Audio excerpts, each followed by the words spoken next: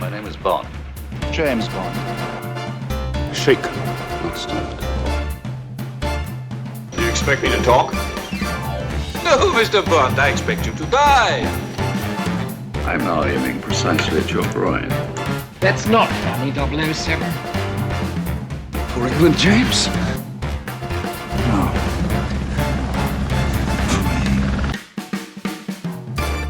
Hello everyone and welcome back to Enter the BondVerse, where we are going through every movie in the Bond catalogue. Happy New Year everyone, Merry Christmas, all other holidays you may celebrate. I'm feeling refreshed, I'm feeling revived, I'm feeling like I have a second life, you might say, Nathan. Some sort of second life. Brilliant. Absolutely brilliant. I was wondering how you were going to incorporate the title of the movie into this intro. But yeah, Happy New Year. Happy New Year, Kyle. We don't speak over Christmas, yes. Of course. This wasn't a of detox course. just of the show. This was a detox of each other. No, as established, we don't talk to each other at all outside of this recording session. No. Go and suddenly we're allowed to talk, and as soon as we stop recording, we just shut off. Yeah, we just shut off. Occasionally you'd see some people that look a little bit like each other in Marvel Rivals lobbies, but It's a pure coincidence. that person gets too many MVPs as a support.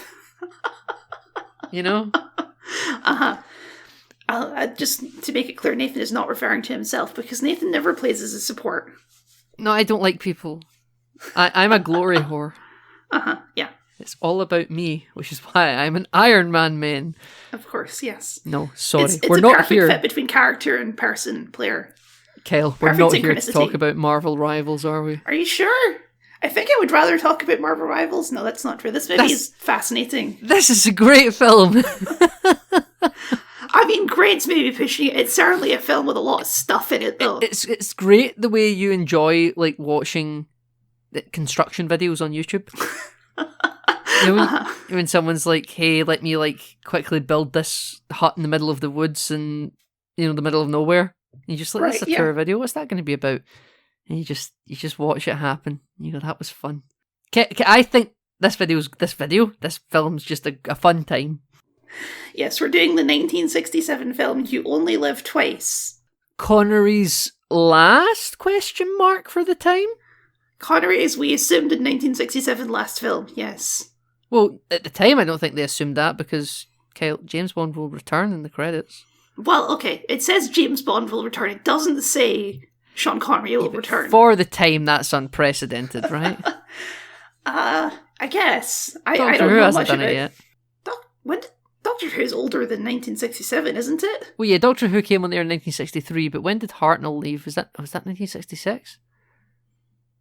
You would know better than me. Oh, I don't know. Oh, shit. Why have I done this? Right, William Hartnell left the year before this, so we have a precedent and it's fine, actually. There we go. Yeah. It's fine. Everyone is well prepared for the main character to suddenly be a completely different person. Yes, a niche little nerdy blue box science fiction show from Britain done it, so this is also a nerdy science fiction show about a man from Britain. I mean, not technically wrong, I would say. Not this film, anyway. Because, Nathan, we start this movie in space. We do. Tim Curry would be very happy.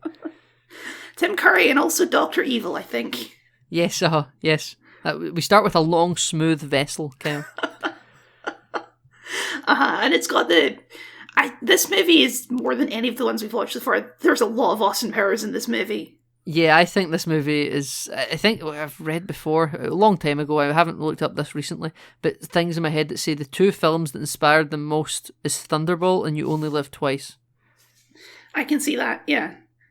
About the, from the Thunderball, big... we're mainly pulling number 2. From You Only Live Twice, we're pulling lots of stuff. Yeah, we're pulling the bass primarily, I think. Mm-hmm. And the cat and, everything. The cat and Blofeld and all this space stuff. And that music cue for the evil spaceship is basically the Dr. Evil cue. I love it. I love it too. It's so great. It is great. I think it's very menacing. I think it puts the point across. And Kyle, we're still pre-moon landing in real life. We're getting there. We're close. Yeah, but the fact that we're doing this, this is science fiction. I suppose they don't land on the moon in this movie and they'd already done space flights before this. But it just feels so... fictitious, yeah. The model works great, though. This is like the modern equivalent of a movie about AI, right? It's like everyone was fascinated by space at the time. Yeah, exactly. This is like we're in white heat space race, right? Mm-hmm. Like, just everything's space, space, space. The Russians are going, the America's going, and Britain is like the best superpower in the world. Britain is the global moderator, yes. Yeah, absolutely. This is like the very last gasp of the Pax Britannica, eh? Yeah, well, I will say right away that the villain plot in this movie makes more sense than some of the previous movies. Like, Yeah. I understand what the goal is. I agree as well. Yeah. Basically, they have this ship and it's kidnapping these space missions, and they're sort of putting... They've painted their ship to look like the enemy so that the Americans are blaming the Russians and the Russians are blaming the Americans. I think that only happens at the end. I think at the start of the film, it's just an unmarked spaceship.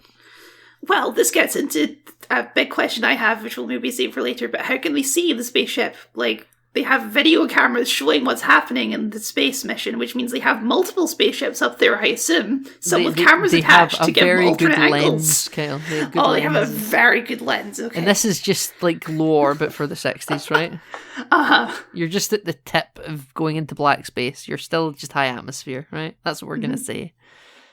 Because, Kyle, this movie's got everything going for it. This movie, yeah. We've got reusable rockets, Kyle. We do. Take that, Elon Musk. Take that, you bloody fascist. Blofeld beat you by 60 years, bitch. Yeah, you think you're so cool, you're just such a poser. Donald Pleasance was doing this in 1967. Yes, well, the one part of their plan which I don't quite understand is why do they bother keeping the astronauts alive? Because you can indoctrinate them, and the astronauts aren't exactly a dime a dozen back then. I guess so. We don't see any evidence of brainwashing, but I suppose that's a fair enough explanation. There's that little moment where like you could see all the astronauts are just palling it up, you know? Mm-hmm. The point is these ships are going missing, and they need their top man to find out where they're going, Nathan. Kyle. Their top man's always on top of it. Oh yeah.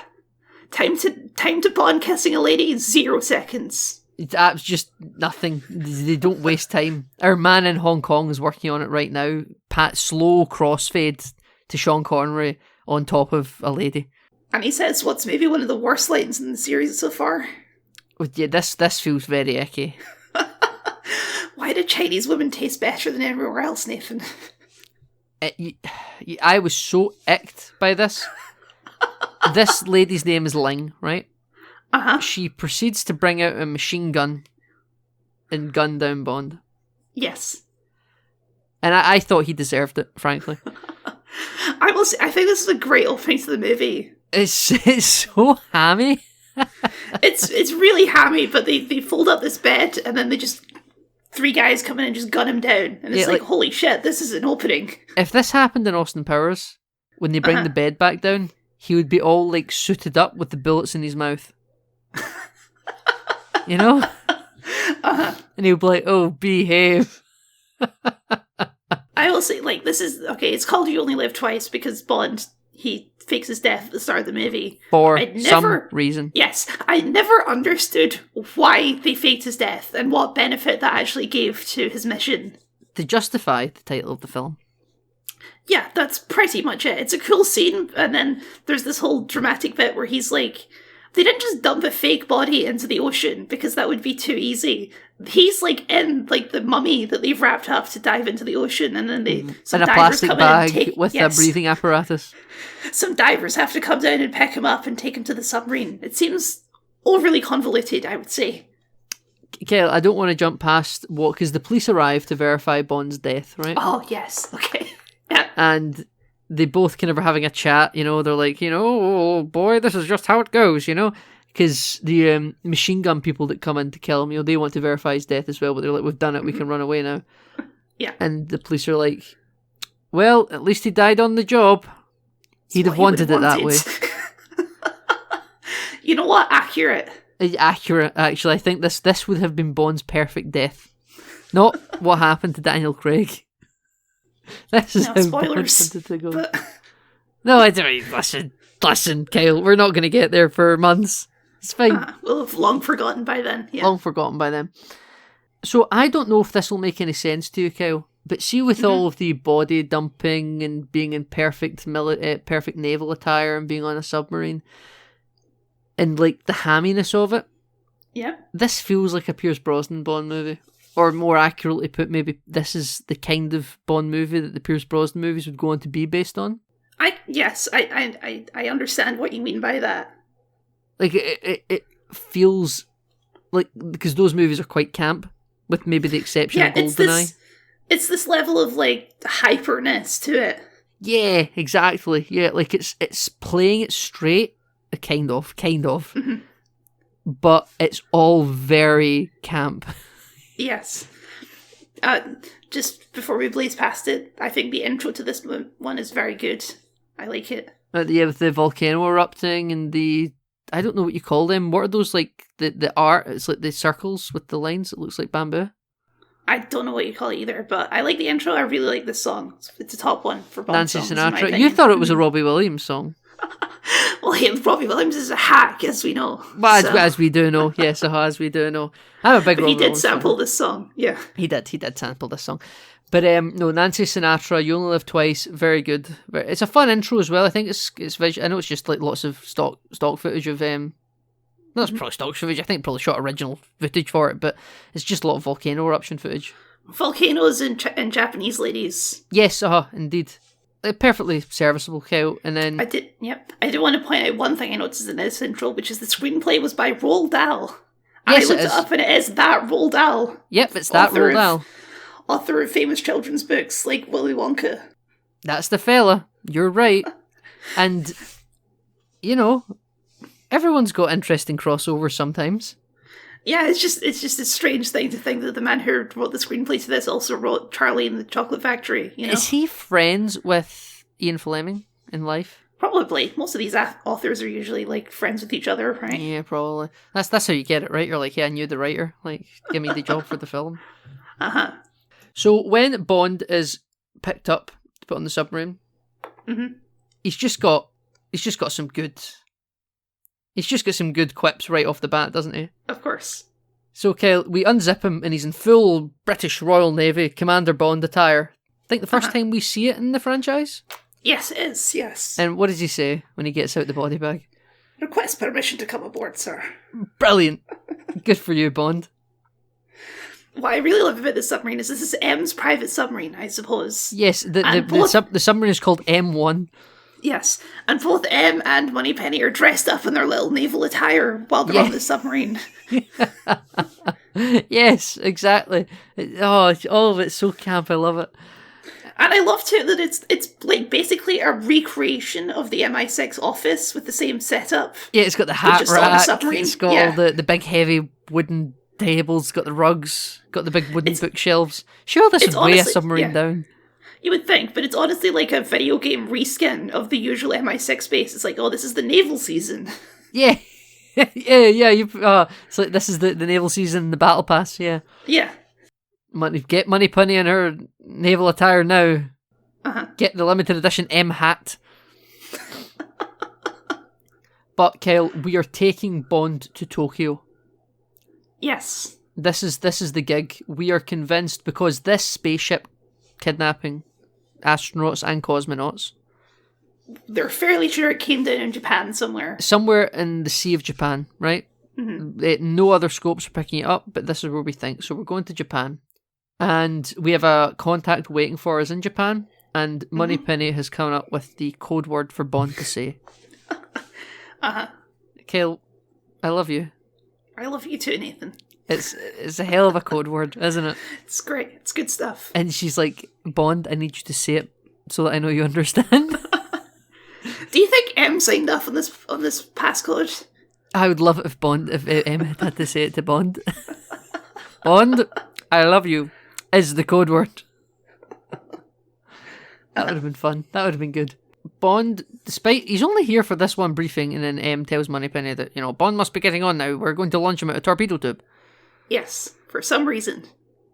For some reason. It's fun. It's fun. Who cares, right? They don't even give him no oxygen tank or anything. It's just you hold your breath and we're launching you. And we land right on some rocky ledge somewhere. And then a crossfade, and now we're suddenly in Tokyo. And it was a really quick submarine journey. And Bond's got a suit. Did he have a suit under that wetsuit? I suppose he did in From Russia with Love. Yeah. Or was that Goldfinger? That was Goldfinger, I think. Yeah, when he comes out with the bird on his head. Yeah. He's got a big white tuxedo under it. Yeah, so it's not beyond the wit of Bond to have a suit on. And I did notice you point this out, but there is just some loving shots of Tokyo when he gets there. It's like, look at this crazy exotic place, you white Brits have never seen anything like this. Yeah. Wait, so this is actually, you've brought this up quite at an opportune time, Kyle. There's a lot in this movie that I would cut, but that's by 21st century standards. Yes. And I think there's a lot in this movie that's kind of there to be like tourist photography. Yeah, there's some of this in the previous movies as well, but this one really leans into it. This one's quite egregious. This one's, I'd say, the most noticeable one. Mm-hmm. And you don't think we needed to see a full sumo wrestling match in this movie? Listen, I loved it, right? But it's not even like it's a set dressing for a discussion. Aki and Bond are sitting in silence while a sumo wrestling fight just happens that the camera shoots. We have a full Japanese wedding later in the movie. Yes, that is insane. No, yeah, but it's... Like from a story perspective, I mean, it's insane. Yeah, no, it's insane, right? But I think for white Brits, even just Western Europeans and Americans for the time, this is because, the package holiday doesn't really exist. Traveling's for rich people. This is all some way to sort of, I'm going to experience culture. I'm going to go to the movies and watch the Bond film. The internet doesn't exist yet. Yeah. Yeah, precisely, Kyle. Nailed it.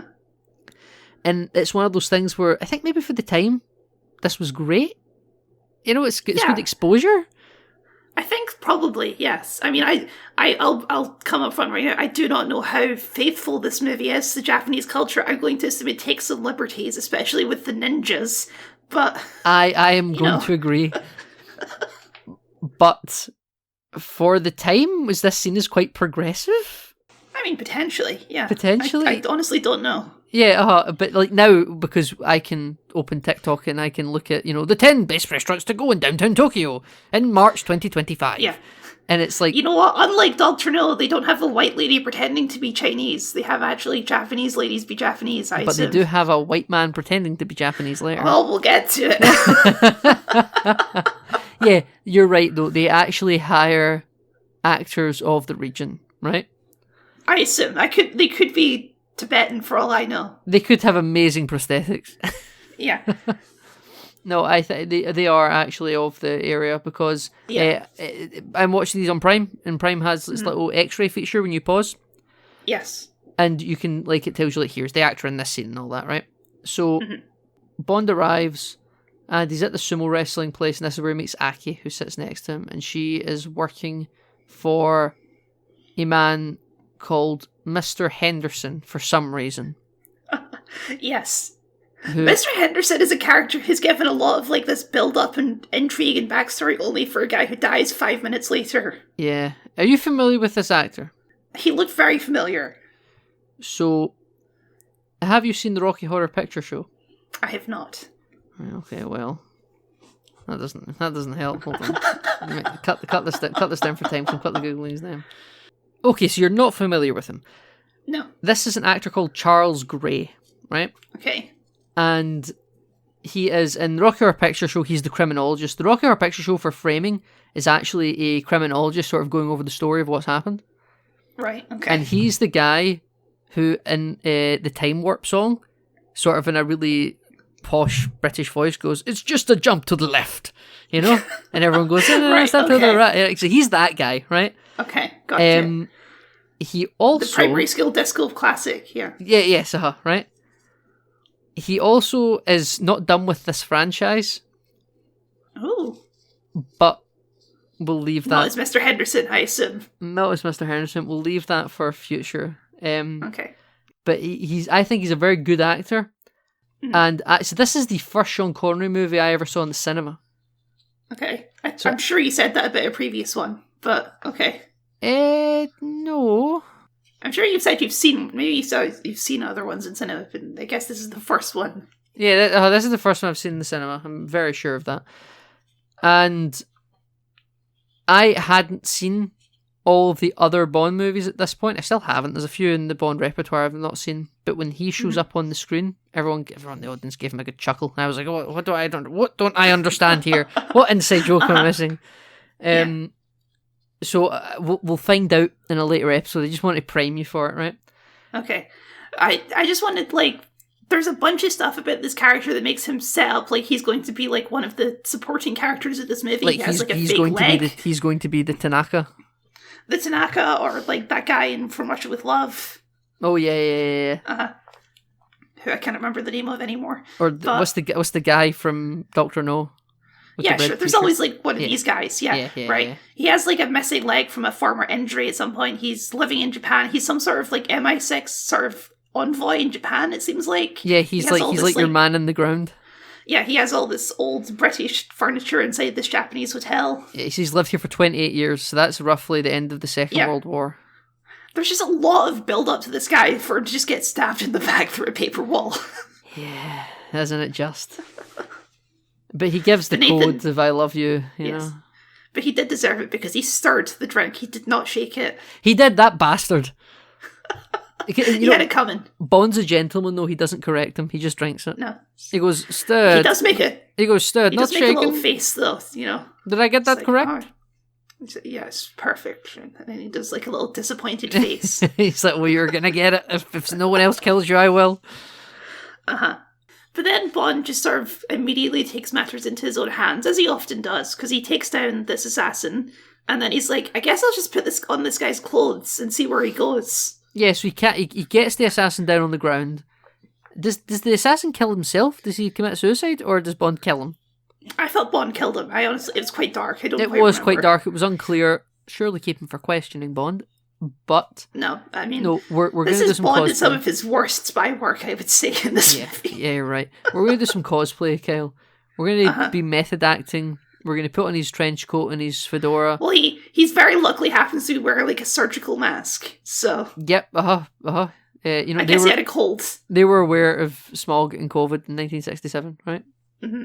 He gets into the back of the car that's waiting for the original assailant to be driven away. And he's like, Yes. oh, I've been injured, so I can't look up at you. You know, I'm just going to keep my head down.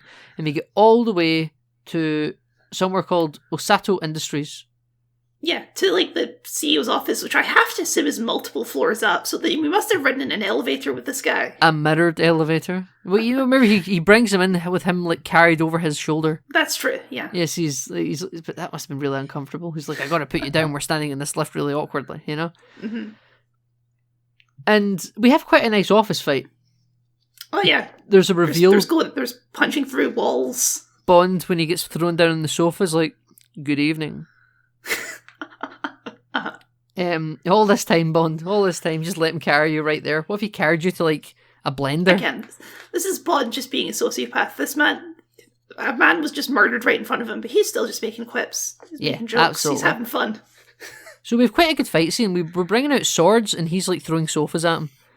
Yes, it's Swords good. and sofas. And then Bond's like, I'll have a little drink, you know? Cheers. Yes. And then he spits it out because it's like Syrian vodka or something. Siamese vodka? Siamese vodka, yes. He's like, Yeah. disgusting. Disgusting, yeah, absolutely. But then when Bond's running away, he sets off the alarm, he opens a safe, he finds some information. He shoots an innocent security guard. That's like, just Well, okay. He works for the evil corporation. How innocent can he be? always a guy just making a paycheck. It's a big, publicly traded corporation, Kyle, right?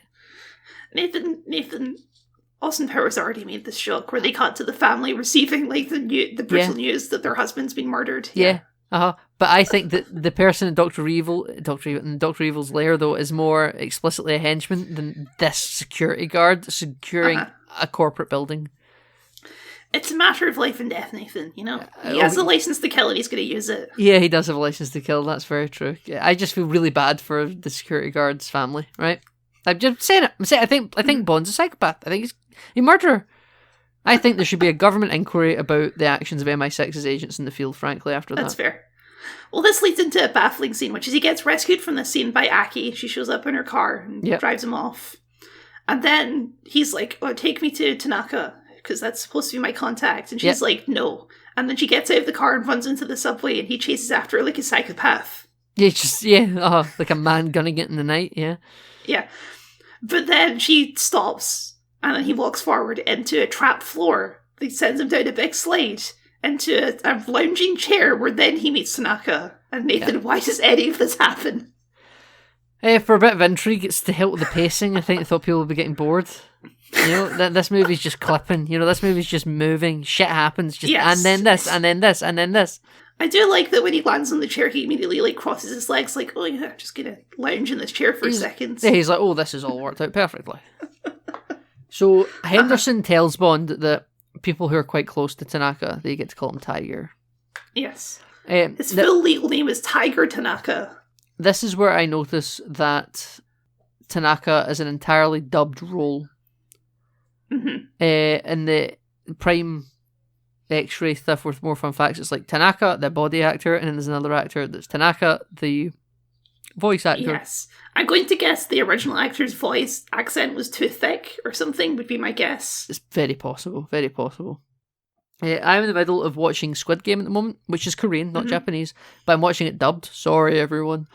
But I'm very used to just sort of ignoring dubbing at the moment because of Squid Game. So when this came up, I was like, all right, okay, that's fine. I'm fine with it, I guess, because sometimes I can find ADR and dubbing very distracting. I think we mentioned some horrendous ADR on the part of Sean Connery in the last film. So, I feel the need to bring it up this time, but I'm fine with it because I'm a hypocrite. But, Kyle, Tanaka loves Bond. Yes. They established that. So and there you go. We have our little kind of debrief and everything's fine. But we're going to move, Kyle. So Tiger has his own underground subway train. Yes. So cool. I think this is amazing. Good for him, right? This is the way to travel. Because it's dangerous for him to travel above ground, because he's the head of Japanese secret intelligence. Yeah, I don't know what the Japanese Secret Intelligence Service is called, but he's the head of it, whatever it is. Well, he offers Bond some sake. And Bond's a cultivated man. He knows that it should be served at exactly 98.4 degrees Fahrenheit. Bond knows his alcohol. He knows his alcohol. Well-established lore. Yeah, absolutely, right? And we basically get from here to Tanaka's private home. Yes, and then things take a turn for the gross again. And in my notes, I go from calling this man Tiger to calling him Tanaka real quick. You're no longer close friends with him. No, I'm no longer close friends with Tanaka, no. Okay, so this is more of the sort of like, oh, look how exotic and strange Japanese culture is, because they do the thing. It's the same thing they did in the Wolverine, where you have the bath with all the ladies who bath you, right? Don't they play that for laughs, though, in that? They do play it for laughs in the Wolverine. Here it's played as like sexy and erotic, I suppose. Yeah, but it's not. Because Bond says you will never, or Tanaka's like, you will never have a bath like this in the States or in Europe. He's like, well, I do like the plumbing. Yeah, Gross Bond. just horrific. Gross thing to say. And it's two grown men in their tighty whities surrounded by women that are there with just big brushes to scrub them down. And this is where Tanaka tells us the rules of Japan, Kyle. Yes. I'll tell you the rules. You go ahead. You have them noted down. Yeah, I have them noted. Of course, you think I wouldn't? I need to remember this. Number 1, Kyle. Never do anything for yourself when someone else can do it for you. Right? Okay, yeah. Mm-hmm. And the second rule of Japan, according to Tanaka, is men always come first, women come second. Uh-huh. So, basically, Bond, you're going to have this bath. Someone's going to do it for you. You just got to sit there and enjoy yourself. And a woman's going to do it for you because you are the peak of male evolution. Yeah, of it just. You know what I love life. about this, though? Do you remember what Bond says to that statement? What's he say? He says, oh, maybe I'll retire here. Oh, he does say that, doesn't he? Oh, You sexist bastard, Bond. You freak. You know what, though? There's also like there's a weird line in there where Tanaka's like, well, Moneypenny would never do this for you. Yeah. No, he said Moneypenny would possibly do this for you. If she were here. Yeah, because in my notes I've said Moneypenny would never do this. How dare you, Tanaka? Even Bond-san knows not to joke about that. Because Tanaka, we should mention, starts calling James Bond Bond-san. Yes. Because san is a suffix to mean honourable in Japan. Yeah. And it just keeps coming up. But Nathan, he chooses a private person for his massage, and Tanaka assures us that she is very sexiful. She is very sexiful, and I don't know, Tanaka, what does this mean? Kyle, what does this mean? Does anyone know what it means? I guess it's like a combination of sexy and beautiful, so it's sexiful. I think it just means that she fucks. I guess it does, yes. But in this bath, we are bringing up suspicions of Spectre being involved in the disappearances. Like, it might not be the Japanese government because Tanaka hasn't I hope shared all us. of these random bikini ladies are cleared for this conversation. Yeah, well, we found it later in the film. They also qualify as nurses, so, you know. I guess so. I guess they're all agents as well. Yeah, no, everyone's agents. Tanaka does not work with someone who is not. Uh-huh. You know, Bond doesn't even get a chance to take this sexiful woman. Because in the middle of the massage, Aki decides to show up in her underwear. And yes. Bond is very happy about this. But well, I mean, why? She wants to have sex with Bond. Why? But why? To this point in the film, Bond's not even really expressed interest in her that I've been aware of. She's a woman, Nathan. Yeah, no, she is. She is. Yeah, I'm a woman. I need to have sex with James Bond because that's the kind of film we're in. You know what? I kind of like Aki as far as Bond girls go. I don't even see her. The thing is, though, I don't see her as a Bond girl. I see this as like character assassination. I don't know. I mean, there's nothing wrong with wanting to have sex with James Bond, is there? No, I guess, but it's just like. To me, I read this as like she's the one that's eliciting sex from him, and like this is assault. No, Bond is well into it. Oh, no, he's well into it, but like he's getting a massage in a private room from a lady that he picked, and then she comes in silently and tells the other lady to get out and starts rubbing his back, and then he turns around and it's another woman, and he's like, "Oh yeah, well thank you know." Imagine he had a problem with this. Imagine he was like, "What the fuck are you doing?" I cannot imagine a world where James Bond has a problem with this. It's all about informed consent, Kyle, right? Sorry, I'm in there. Bond is like, I was going to have sex with this pretty lady, but I suppose I'll settle for having sex with this other pretty lady who I know ever so slightly better. Yeah, well, what does Aki say to Bond in this moment? It's going to be a pleasure to serve under you. Yeah, he thinks I will very much enjoy serving under you. Jesus Christ. I think you could cut everything to do with Tiger from this film and it would be fine. I mean, you need someone on the ground in Japan who can help him with gadgets and stuff, I think. It could have been you need someone, ideally you need someone Japanese to help him. It can't just be some white guy. You move Tanaka into the Henderson role, right? And you cut all of the stuff with that. And then you're being like, hey, we've got the Japanese Secret Service on by it. And then in the third act, you still get the ninjas, right? I mean, I would say, like, in a modern film, you would give the character of Aki like a bigger role in the movie. Yes. Because she should be the female lead, but at some point she isn't. We'll get to that. We'll get to that, yeah. But we've been able to set up a meeting with the head of Osato Industries, Kyle. Yes, Mr. Osato himself. Yes, Mr. Osato himself. But he's under the pseudonym Mr. Fisher. Yes. And Osato and his secretary, Miss Grant, arrive in a helicopter. Who's flying the helicopter, Kyle? Oh, Helga Brandt, I think her name is. Yes, but it's the secretary, Miss Grant. Yes, she's flying. I couldn't tell if it was Mr. Osato. But we get there, and he's like, do you want some champagne? I always have some champagne at 10 a.m. You alcoholic. Well, they're having this conversation, which I love, which I believe Bond is posing as like a grain merchant or something like that. He's posing as like the head of some industrial company that he's recently become the CEO of. And Osato asks, like, oh, what happened to the last guy? And Bond is like, oh, he fell into the pulverizer of the works. Yeah, it's very sad. It's like, Bond, come up with maybe a slightly more believable cover story than he fell into a pulverizer. Come on. What I quite enjoy about this scene is that during it all, there's this subtle tension because Bond's like, they have repaired everything that happened last night in this fight. Like, what's happened here? Well, he had a dude in the alcohol cabinet, and then when she's opening, he's like, "Oh shit, they're gonna find the body," and then suddenly, nope, no body. No body, but then also the hole through the paper wall that he made at the secretary room into the main office is all gone as well. And it's just he's just sitting waiting to have like an incident, and just nothing happens. So he's like wondering who's in on this. Like, does Osato really know what's happened here? Like, is Miss Grant going to freak out because she's like, you know, you don't want some Dom Perignon 59, Mr. Fisher? And then he's like, oh, okay, you bent my arm. I'll have a drink anyway at 10 a.m. because I'm an alcoholic too, Mr. Osato. But then as he's like ordering certain materials to be made, she gives him the drink, and then he's like, okay, I'll get up and leave now, doesn't even touch it.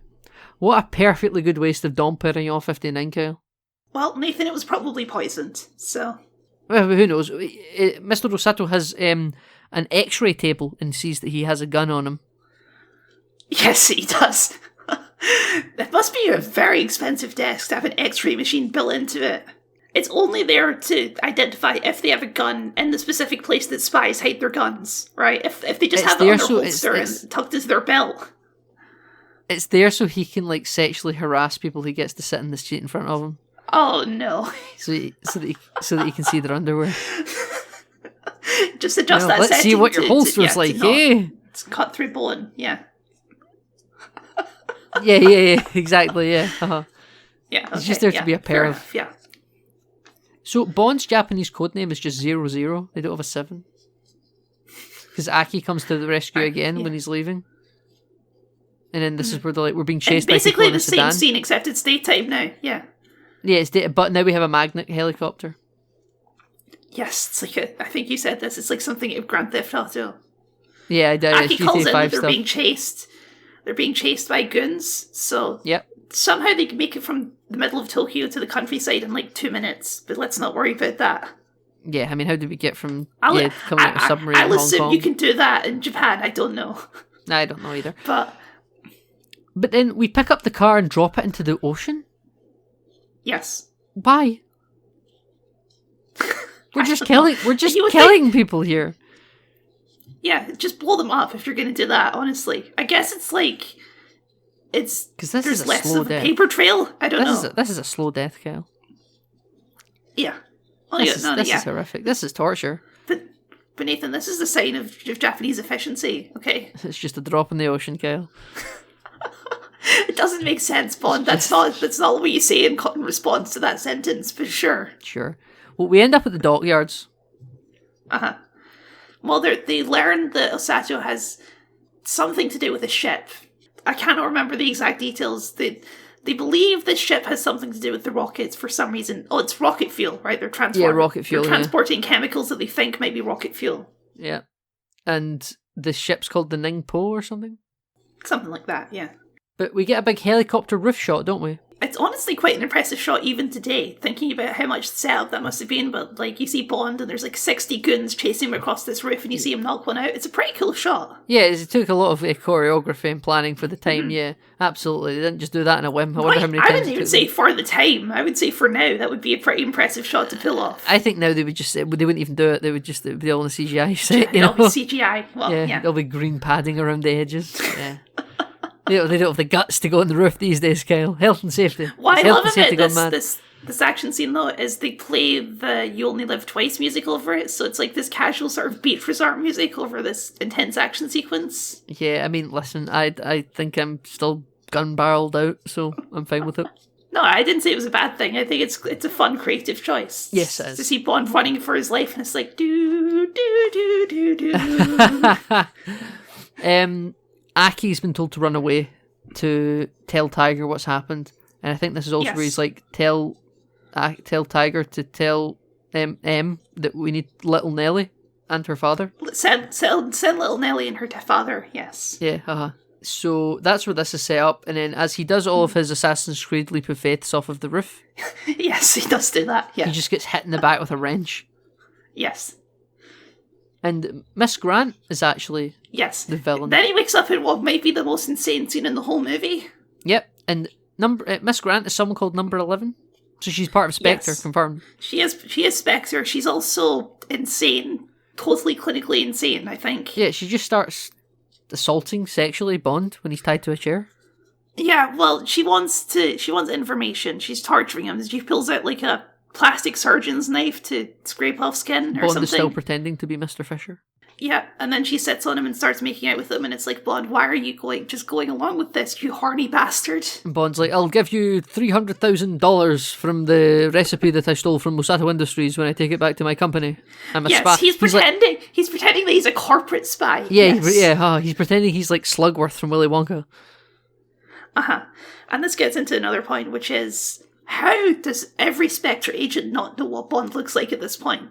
They had a latex mask of him in From Russia With Love. Yeah, they did, yes. They know what he looks like. Number 11 should know what James Bond looks like. But then later in the movie when they reveal did you guys, this is James Bond because he has a Walter PPK. Not like, this is James Bond because it looks like James Bond. The man that we had to model a mask after and trained assassins to kill.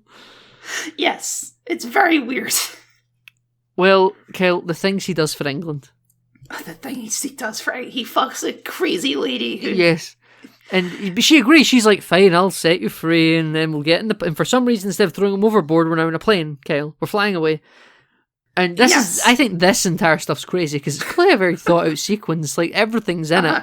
But, like, why is any of this happening? I thought we were on a ship called the Ningpo that had the jet fuel on board in the dockyard, and it was sailing away, but no, now we're on a plane. Where was the runway on the ship? There is a heavy time skip between the shot on the boat and being in this plane. There's a lot of stuff that had to happen between those points. She's got her pilot goggles on, he's in the suit in the back, and then this wooden board comes out over him to trap him in, and she's like, sorry, mustache. And she jumps out. Yes. And then he's got to somehow get out of his bindings and then pull the plane up as it's crashing to the ground, and she's parachuting down. It's another classic, why do you not just shoot him point? Yeah. Like, you know how expensive planes are, especially in 1967 money? Come on. No, yeah, absolutely insane. But then, like, so he brings the plane to a stable crash, jumps out, the plane explodes, all very dramatic, and then smash cut, Bond's back with Tanaka and Aki. Yes, it's an insane sequence of events. Yeah. Totally bonkers. He's just back with them like that. He's like sitting down going, wow, the day I've had, guys. There's also like a shot where it's, because Tanaka throughout this movie teases Bond for being such a ladies' man, right? It's like, it's going to get you killed one day, Bond. And Aki's sat next to him, is like, no, Bond would never have sex with a lady that crazy. He's got better standards than that. And Bond's like, oh yes, no, I would never, of course. As Bond's got one finger in his shirt collar going, ooh. Yes. Yeah. But this is where we finally get to meet little Nellie and her father. Yes. This is a fun reveal. Who could it be, Nathan?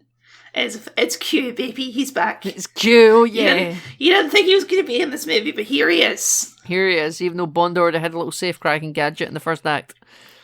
Yes, but Nathan, he has no time for Bond's quips today. Unlike all the other times where he's open and easy. Every other time quips. he just loves the quips. But we're building a helicopter with just locked off camera shots that just go to solid progression states. It's a weird shot, yeah. It's like a slideshow in Microsoft PowerPoint. It is like a slideshow, yeah. But yes, we reveal that little Nellie is a little baby helicopter absolutely covered in weapons. There's so many helicopters in this movie. Like, were helicopters in the news in 1967?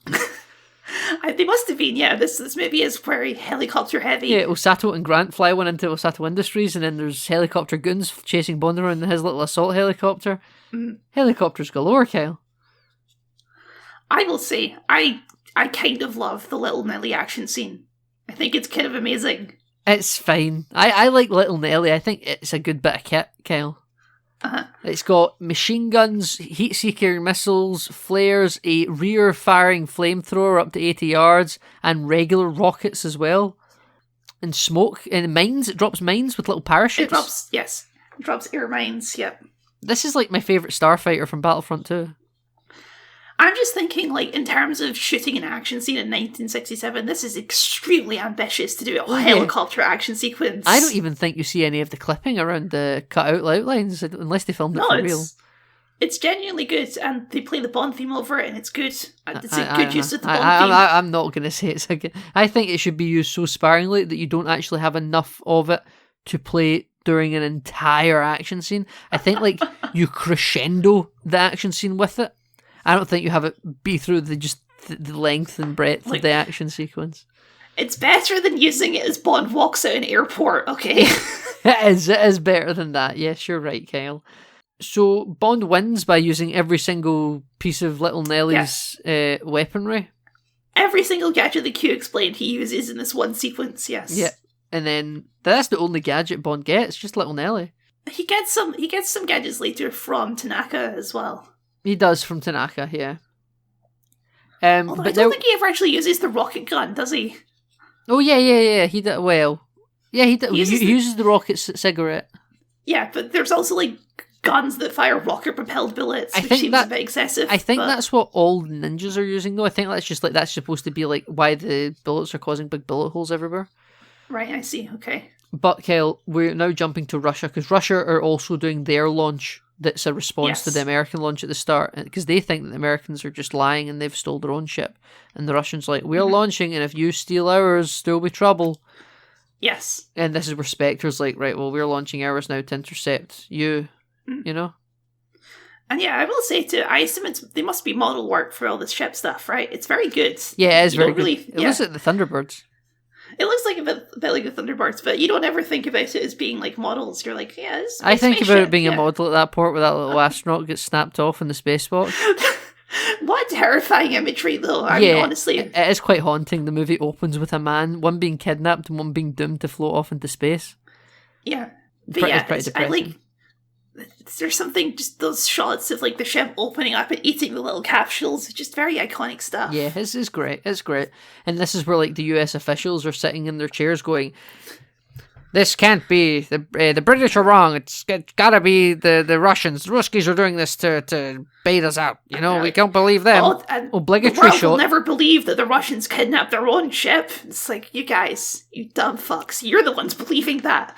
Obligatory shots of arrogant US generals seems like the Bond theme, all the way up to, you know, Pierce Brosnan as well, you know? Well, there has to be some understanding in the James Bond franchise that Britain has the best spice agency. Right? Yes, I suppose so. So there's always the arrogant American in there to make you feel. Felix Leiter, we're missing him. Yeah, there's no Felix Leiter in this movie. We're missing I guess he Felix. Didn't get a trip to Japan. Was he in Thunderball? He was in Thunderball, yeah. Mm-hmm. You've already forgotten about him. He flies the helicopter in Thunderball. He does fly the helicopter in Thunderball.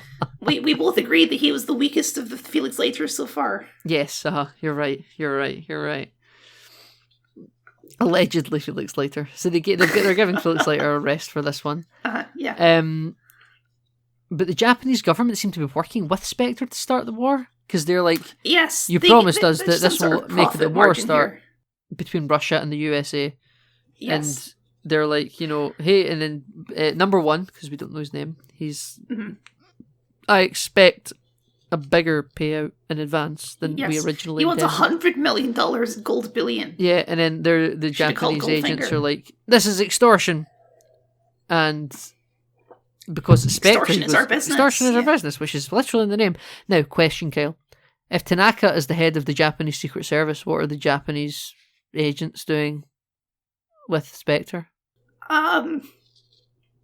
You know what? Don't worry. Maybe this wasn't this was like a corrupt government official as opposed to like the actual I see. like government Right, approval. okay. Yeah, I see. Government corruption. I don't as think opposed this to government. No, this no. character who's being started never comes back again. It's just this one scene, so Yeah. they don't really go into It's this. to explain why Spectre are doing anything, yeah.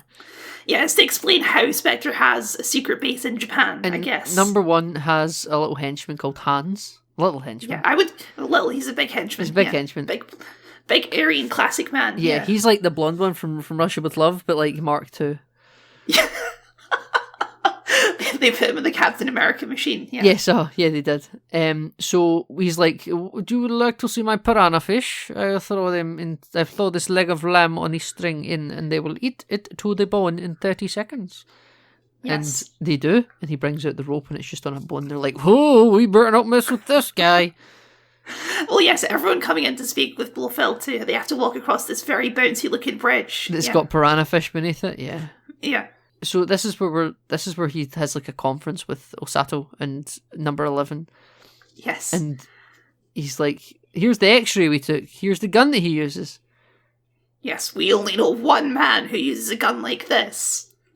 Here's the thing, Kyle. I think he's full of shit here, because Bond's weapon of preference in Doctor No was the Beretta. Yes, I remember. There was a whole scene about it. He was forced by M to use the Walther PPK because it was more reliable and it was the standard operating all the rage in America gun that the British are now going to be using. The Americans swear by it. The Americans swear by it, Kyle, exactly. So this isn't the only pair, unless you've never had any other experience with the Secret Service of any country apart from Felix Bond. Leiter 100% uses a Walter PPK, for sure. Absolutely he uses the Walther. But apparently not. It's only Bond. Bond is the Only one Bond. Walther PPK user in the world. So number one is like, that's our guy. But It's just absolutely bonkers that they identify Bond by his gun and not by his face. listen, Osato has failed to kill Bond already. So there's a price for failure. Bang. Goodbye, number 11, actually. You're getting killed. Yeah, no. They walk over the bridge and they organise it just so that Osato walks over the bridge first, because it would be very awkward if the lady had walked over the bridge first. It is supposed to be a fake out, though. You are supposed to think it's Osato that's dying, because who would ever think that you're going to kill a lady, you know? I would think that she totally failed to kill Bond. She was terrible at it. She did a bad job. I know she did, I agree. But by the standards of the 60s, Osato's the boss, ostensibly, right, out of the two of them? Even though he doesn't get a number, you know? You don't want a Japanese guy with a number, you know? It's got to be the white ginger lady. That's number 11. That's just Osato. I assume if you have a number, you're higher up in the ranking of Spectre. I would assume so too, yeah. So, we're cutting away from Spectre for a while. And this is where we get into our ninjas are better than commandos, Bond-san. Yes. This is where we get our rocket guns, or cigarette rocket guns. We get a very long montage of ninja training at the Imperial Palace. We do. This is what I'm talking about, all this tourist photography. This is like, here's the ninjas, here's how they train. They can cut their blocks of ice with their heads. And at this point, this movie is totally off the rails, I think it's fair to say. This is why I say, like, cut all the Tanaka ninja wedding stuff, like it's not needed. Cut the wedding stuff for sure, but okay, so they've established that the Spectre secret base is on an island, and they're going to infiltrate this island with 100 ninjas, and they're going to disguise themselves as fishermen. And unfortunately, Bond also needs to disguise himself as a Japanese fisherman, Nathan. It's essential to the mission that he does this. Is it? Nathan, Tanaka said it was. I have Tanaka's plan listed out here, quite like the rules of Japan. Yeah. Would you like me to tell you? Sure, yeah. So, please. First, Bond-san must become Japanese. Yes. Second... That's step one of the plan. That's step one. Second, train hard and quickly to become a ninja, because you've got to do it fast, because we've not got a lot of time before America are planning their next space launch. And they're like, when the space launch happens, the Russians in quotations, steal our... The plan is, we're going to go to war if the Russians steal our second space shuttle. Yep. So, the third step, Kyle, this is crucial. This is if this doesn't happen, the plan will fail. Yeah, I'm already laughing. But to give extra special cover, Bond-san must take a wife. He must marry one of Tanaka's Ama fishing girl agents. Yes, he already has agents in this fishing village, because I guess he has agents everywhere. Yeah, and Bond has to marry one of them. And Nathan, she has a face like a pig. Kyle, that's just a sexist comment, frankly. Kyle, I don't know why I would say that. That's a lovely lady. Oh, it's definitely not a point that comes up several times in the movie. Yeah, but why the hell are you talking about? That's just despicable language from you, actually. But Nathan, he cannot marry Aki for whatever reason. That's not allowed. It has to be one of these fishing lady agents. Despite the fact, Kyle, that after he becomes Japanese in heavy quotations. Oh my god. We have to he looks terrible. He looks awful. He doesn't look Japanese. The first time I saw this, Kyle, in the cinema, keep in mind, I didn't understand what was happening. I didn't know that's what they were going for. I thought they just gave him a wig and he had like a tan. Yeah, he looks like a Romulan. To me, he's the best. He does look like I never thought of that until I read your notes, Kyle. He looks exactly like a Romulan. Like a TNG Romulan, yeah. I think he looks like a TOS Romulan. TOS Romulans are just Vulcans. TNG is when they had like the face paint and stuff. Do they? I thought they had more severe makeup and... Okay. I know they didn't have head ridges. The point is, he doesn't look like a Japanese man in any sense of the word. No, he does not. And you know what? I'm thankful that he doesn't. Yeah, I suppose it's better that he doesn't, but yeah. But after he goes through his procedure for cosmetics, by the way, the bath girls are the people doing this to him. Yes. Oh, we should be clear too that this isn't like a fake. They get legally married. Yeah. In this sequence. No, but the wedding happens quite late on, Kyle, because before that, he goes to keep sleeping with Aki. He does want to sleep with Aki. He does want to marry Aki, rather, and Aki wants to marry Bond. But Tanaka's like, oh no, Bond-san. You must in fact marry one of my I'm a girl fisherman ladies for some reason. Yes. But yes, Just to remind you, just to tease you again, are not nearly as pretty as Aki, so get fucked. yes, they're all really ugly pig-faced ladies apparently. Oh, well, we get this montage too where they're walking up the stairs and Bond's like, ooh, at these average-looking ladies. Kale, you really want to jump to this wedding? A big part happens before that. Yes, no, I want to ignore this part, but yes, a big part does happen here. So Aki and Bond go to bed, and a Spectre agent breaks in. So they already know where Bond is and where he's training. They don't need to fake the death, they don't need to get married, he doesn't need to be Japanese, they know where he is, who he is, what he looks like. There he is. No, because of course, because he still looks like James Bond wearing some silly face paint. But he's sleeping, and then this is quite clever. The Spectre agent tries to kill him by slipping poison down a piece of string hovering above Bond's face, right? Mm-hmm. Which I think is a very good way to try and kill someone, in my opinion, right? And deceptive. Unless, of course, they move slightly. And it goes into the wrong person's mouth, because that person just had to lunge 2/3 of the bed over. Yes. And it's very silly. Aki gets poisoned. Yeah, and she dies instantly. And it's like, oh, I thought you were the female lead of this movie, Aki. I guess not. Yep.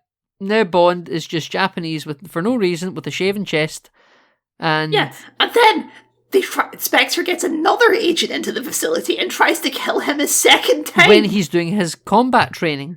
Yeah, they're training with a stick, and then he hits a button and a little knife comes out of the end of the stick. Yes. Now, what? Kyle? So Aki's died. He's being Japanese to infiltrate the island, but Spectre already know what he looks like, where he is, why he's looking Japanese, what the plan is.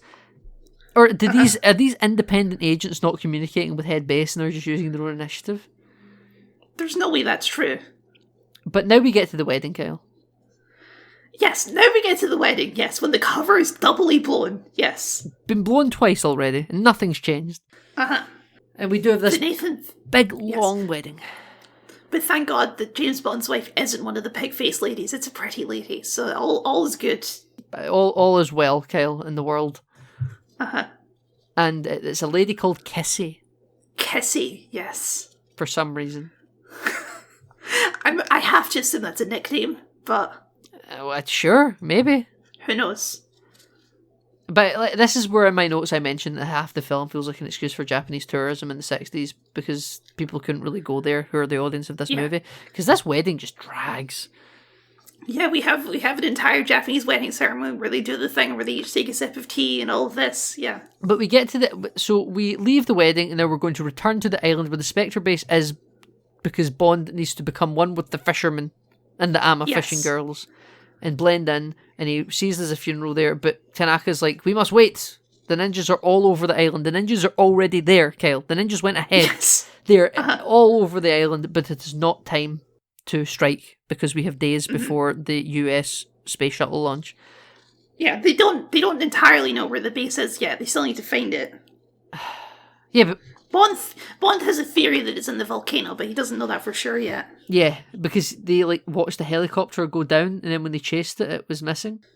Yes. So we go out fishing, and there's a story of a girl who died, hence the funeral they saw. She floated into a cave, and then the boat came back out, and she was just dead. So they were like, let's go investigate. Well, before that, we have to point out that Kissy takes Bond to her home, and she's like, no, Bond, we're not going to sleep in the same bed, because this is professionalness. And you're like, oh my god, this is such a twist. A lady who doesn't want to sleep with James Bond? Nathan, how long do you think this will last? It's a scene. So she's like, my parents are dead. I have this house to myself. This is my house. You will sleep here. I will sleep there. This is business, Kyle. She's like, this is business. This isn't for pleasure, Yeah. And that's just a real commentary on marriage, Yeah. Oh, the old battle axe. Yeah. But when we go fishing, Kyle, and then we go into the water and there's poison gas in the cave, Bond and Kissy must swim underwater to get out without inhaling the gas. Yeah. And we make it to shore, and this is where Sean Connery, I think, cracked. He's like, I'm not wearing your pissing Japanese look anymore. You could see even Sean Connery has standards. Maybe it fell off in the water, one could argue. Sure, yeah. But this is... I'll buy that. The whole All Japanese... that advanced prosthetic surgery they did, it fell off in the water. Yeah. Like, none of it lasts. It's just, he the second he gets out of the ocean at this part, he's just not doing it. But he's dressed like a fisherman, but he's not got the wig or the eyes or, anything. Even his chest hair grows back. Yeah. Well, in fairness to the movie, it would be ridiculous if he did the entire climax of the movie looking like that. So, sure. Yeah, but why do it? No, there's absolutely no reason to do it at all. And I have this in my notes too. Kissy, Bond's wife, is such a nothing character that I don't know why they killed the already female lead in the movie and replaced her with a much worse version. I don't know why they did this either. Why, from a structure of the movie perspective, would you not just have Aki be the fake wife? Yeah, because why do you need a new character for this? Because she's also a competently trained agent because she's in the fight at the third act. Yeah. So, why not just have it be Aki? I don't know, Yeah. Kyle. It's such a bizarre I think it's to artificially series of raise the events. stakes. I guess kill Tanaka at that point then, because he's served his function at that point. He's the cool leader of the ninjas, Kyle. Okay, sure. Okay, Right? fine. We need our ninja boss. But you know what, Kyle? I love the volcano there. The underground volcano layer is very nice. But when he arrives and he's walking across the metal top, it looks like a TOS set. Well, this is 1967. TOS is here. Yeah, TOS is on TV. It's on screens at this moment, yeah. It's not popular yet. It's gonna get more popularity in syndication. Yeah, but that's it's here. true. But we end up running away, and something happens, and Kissy's being chased by a helicopter. But she dives underwater to get away from it. Well, okay, yeah. Well, props to her. She does climb an entire volcano in a bikini, so she's got that going for her. This is where they sit and rest, and where she finally cracks and decides she loves Bond. Yes, it took her a whole day, but she did immediately fall for one his fishing trip in a cave with charms. poison gas, and she craved. Like, Sean Connery, he just has that electric magnetism, Women cannot keep their hands off him. Allegedly. Look, Sean Connery's a handsome man, okay? He's a handsome man. All he had to do was lose the Japanese makeup and everything was fine. Well, there's like a whole thing about, like, the fascination they have with chest hair because Japanese men don't have chest hair. Do you remember this? Yes, I remember this. Bond how does he make it into the base? Well, Bond, he very luckily decided just in case he packed his suction cup climbing gear Of course he did, yeah. So that he could climb down the inside of the crater. I always bring my suction cup climbing gear when I go fishing. Yeah. Just in case you need to climb down a volcano. You never know when that might come up. This is one of Tanaka's gadgets, right? I don't even know if that was introduced. It's just a thing Bond has. The thing Bond has, right, okay. So, in the secret layer, we have a landing pad for helicopters, we have a rocket ship launching pad, and then we have a little metal monorail that goes around the outside and goes through tunnels and stuff. Yes. And it was really bugging me where I'd seen this before, because yes, right, Dr. Evil, like Austin Powers, fine, right? But the little sphere monorail devices, I was like, where do I know this from? And it hit me. This is all the inspiration for Syndrome's base in The Incredibles. Yes, it's very similar. Volcano rocket base, exhaust port caves at the side, little monorail sphere things that the guards used to drive around on. This is what it is. Even the music. I was like, oh my god, why have I never noticed that before? Yeah, well, okay. There's a sequence of events that happens here. So Bond, he's sneaking around the space. He finds the captured astronauts. And a little detail I love, the American astronauts and the Russian astronauts are bonding over their training. They're like, oh, we actually call them cosmonauts in my country. Yeah, they just are. having a little conversation. Listen, I feel bad for the US one, because he's just by himself. Yeah, well, yeah, his partner is drifting in space somewhere, yeah. Yeah, exactly. They're just sitting chilling, And Bond's so Bond breaks them out and he puts them to work. And Bond's like, I'll be taking control now. I will be the astronaut for Spectre. Yes, so Bond puts on an astronaut disguise and I don't know what Bond's endgame plan is here, I will say. Yeah, he's just going to go up to space and... Question mark, save the day? Yeah, pilot the ship. Does Bond know how to fly a spaceship? All double agents are trained to be astronauts, Kyle. This is well known. Okay. Well, clearly not, because he puts his air conditioner in, which obviously no real astronaut would ever do. No, of course that would be done for them, wouldn't it? Mm-hmm. Yeah, he's like, number one is watching all this on the screens, and he's like, stop that astronaut! Bring in the reserve astronaut! And I'm going to say at this point, we never see the freed astronauts again in the movie. What happened to those guys? Did they blow up in that base? I guess they did. They're in the same place that henchman from Thunderball is that had to change a heart at the last minute. Right, yeah. The pocket dimension Bond sends all his potential allies. Yeah, oh, this is like the multiverse where they'll all come out to save the day. Oh my god, the portals are opening. Yeah. It's Man from Thunderball and 3 astronauts. Yeah. On your left, Bond. On your left. Flies in his little spacesuit. Yeah. And then he has a callback. He's like, remember we call us cosmonauts. And everyone hoots and hollers. Popcorn goes everywhere. No, unfortunately, they're just dead, I think. $2 billion gold billion that makes. Yep. Yeah, no, they're probably just dead. But yes, this is where we finally meet Blofeld in the face. Yes, this, ladies and gentlemen, is Donald Pleasance as Ernst Stavro Blofeld. The iconic I'll Get You Bond. Yeah. This is the Blofeld look that we've been alluding to and talking about in all the other movies where he's got hair and he's, He's got the grey, like, I don't know what you call that outfit, but... Yeah, it's kind of, it's supposed to be like the Dr. No Chinese outfit. I guess so, yeah. Yeah, he is in Japan. He's got the eye scar, yeah. He's He's got the cat, he's always holding that cat. Yeah, even in the other movies he was holding that cat, but it's just such a different person now. Yes, it is. He doesn't have hair, so that's one. This is the look that will go on to define what people want Blofeld to be. Even the version we get in the Daniel Craig era can't help but try and be this, but won't be bald. Yes. You know? No, and yeah, obviously it's parodied to death with Dr. Evil now. Yes, but yeah. absolutely. And I love Donald Pleasance, great actor. I know him from the Halloween franchise. He is Loomis, Dr. Samuel Loomis. He's the, I shot him 6 times. He's Michael Myers, the psychiatrist. And that's where I first saw him. And then to go and watch Bond and be like, oh my god, it's Samuel Loomis from the Halloween franchise. You know what I love too about this reveal is the first reveal of Blofeld's face is him sort of peeking his head out from behind Hans. Hans' crotch. Yeah, because they have that locked off camera. It's not a very dignified reveal, yeah. Where Hans is always like looking at the screen and Blofeld's hidden behind his ass. Yeah. Yes. But I'm happy that we get to meet him. And, he says, I'm happy to see that, he's not dead. Yeah, Bond's like, I'm having my second life. This is my second life. I'm not dead. And this is where Blofeld says, you only live twice, Mr. Bond. Yep. Listen. That's the name of the movie. I clapped, I cried. But this, I think, is a great line.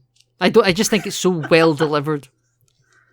Yeah, sure, I suppose. Given the bullshit reasoning to get here, if it was all just so this line could happen, that's the only reason that he's dead, Yeah, well, okay. This is when, just explosions happen for about 15 minutes, right? This is where Secret Agent Man plays, and Austin Powers and Vanessa come down. Yeah. And because Bond, he breaks out, he uses the cigarette rocket launcher that he has. To blow a hole in a man's chest.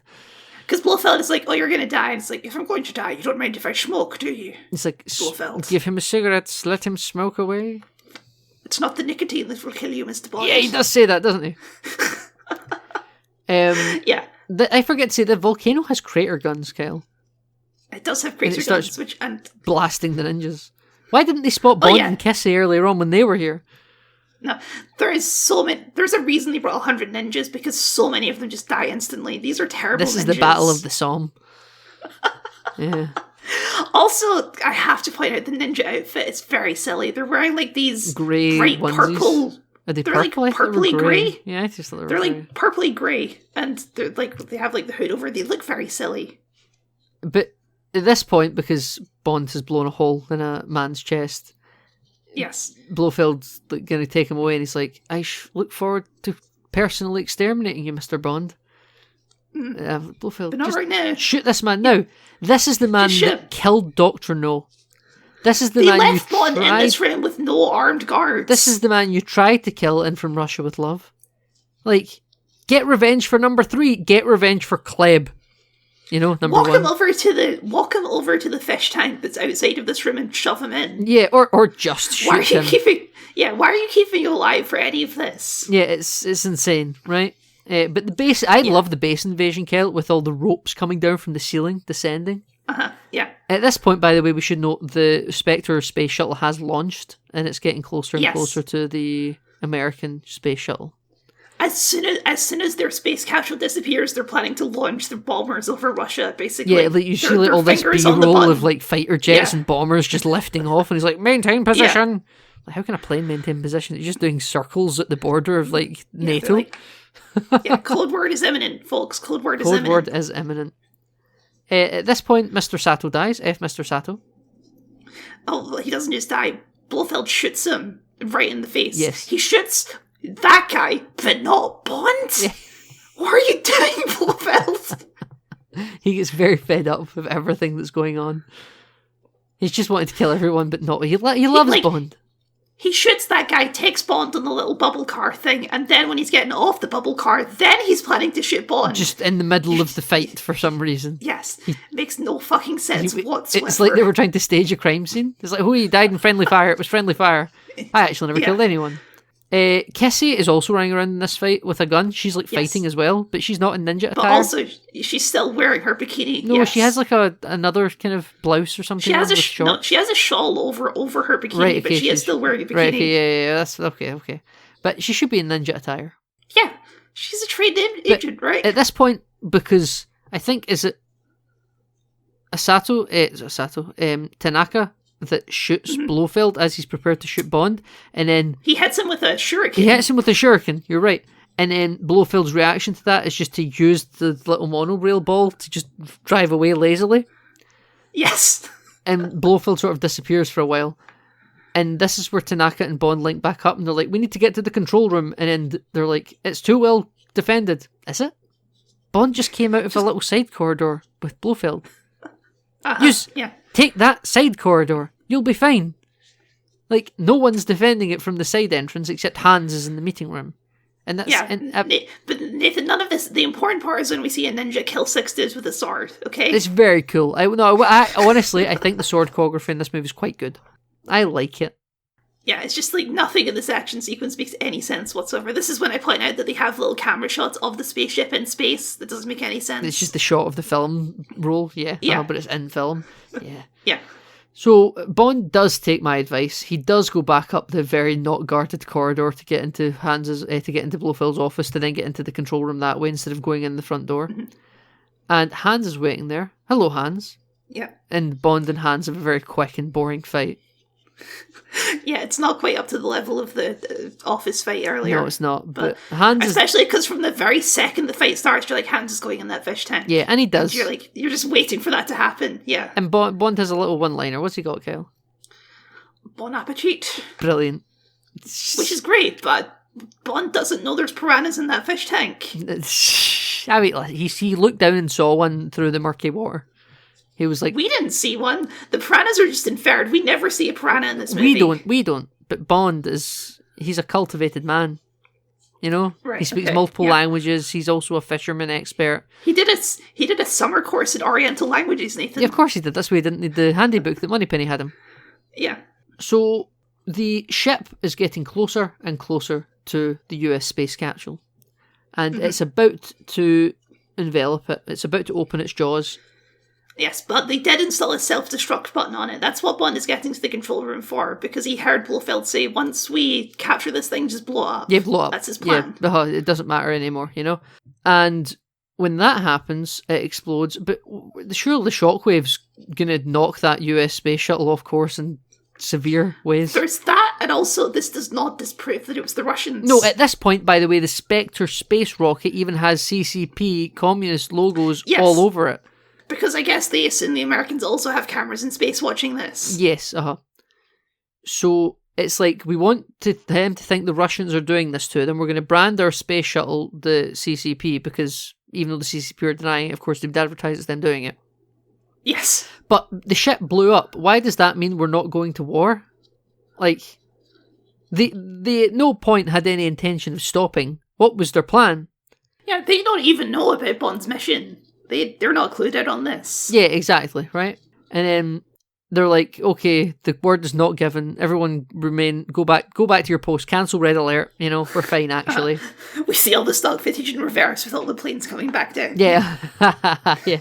And then right in the nick of time, Kyle, Blofeld reappears out of his little monorail orb train track to use the base's self-destruct function that's just on a wall. Yes. It's not in the control room, it's just on like a wall. I guess it's the panic button for like, shit, the base has been invaded, pull this lever to blow everything up. Yeah, that's not guarded at all or encased in glass. Yeah, Anyone could press it in a bad day at work.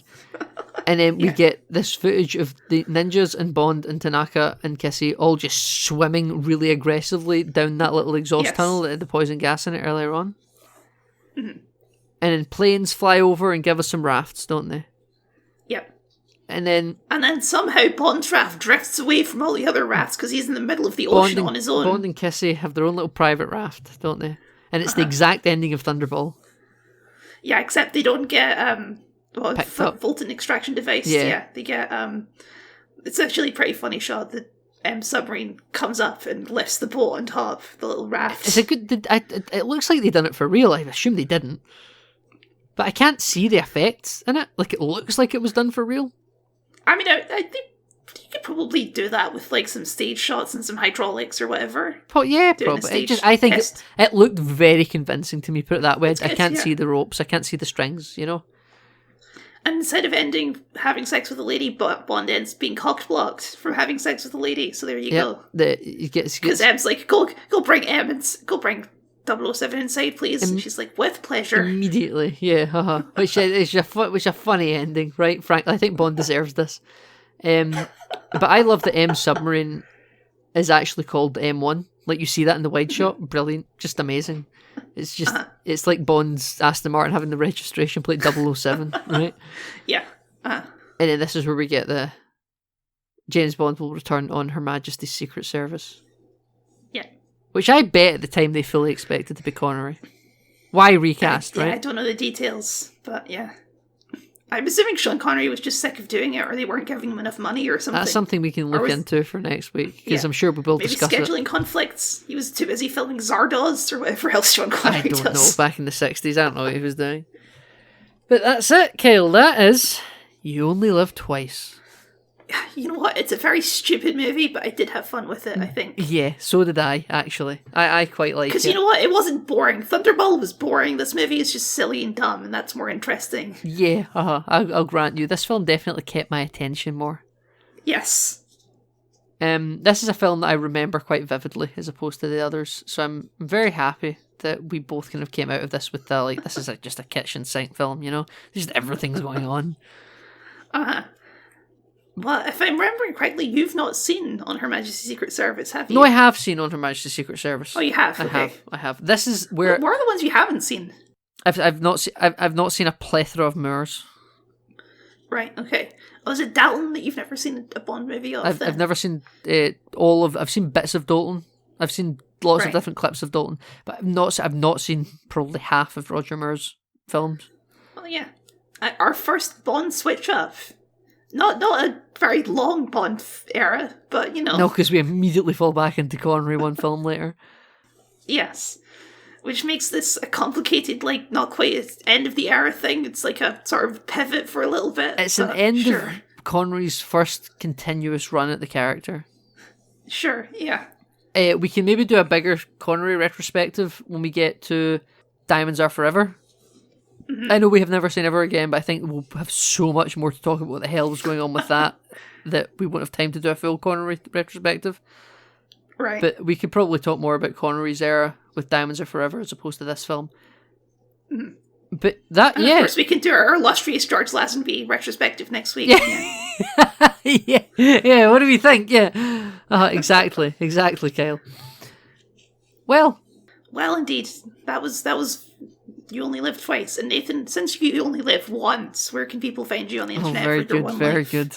Well, Kel, Not in very my good, one just- life, people can find me on social media hosting services such as Twitter, Threads, Mastodon, Blue Sky. I'm enjoying Blue Sky more and more at the moment. I've removed Twitter completely from my instant taskbar. It's now Blue Sky all the way, baby. I also run the name not included Enter the BondVerse Twitter account.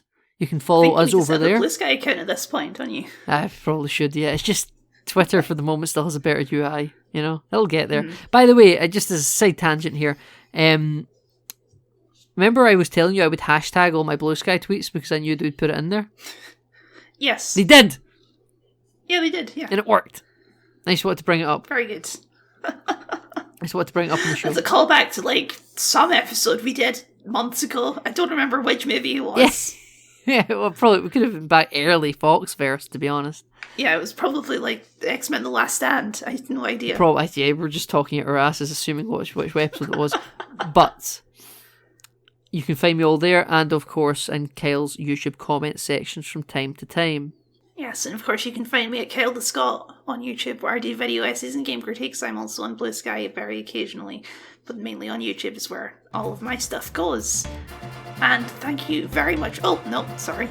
You can also find our backlog, where we've gone through There all we of the go. Fox movies as suggested, and all of the Snyderverse movies. And now we will see you next week for On Her Majesty's Secret Service.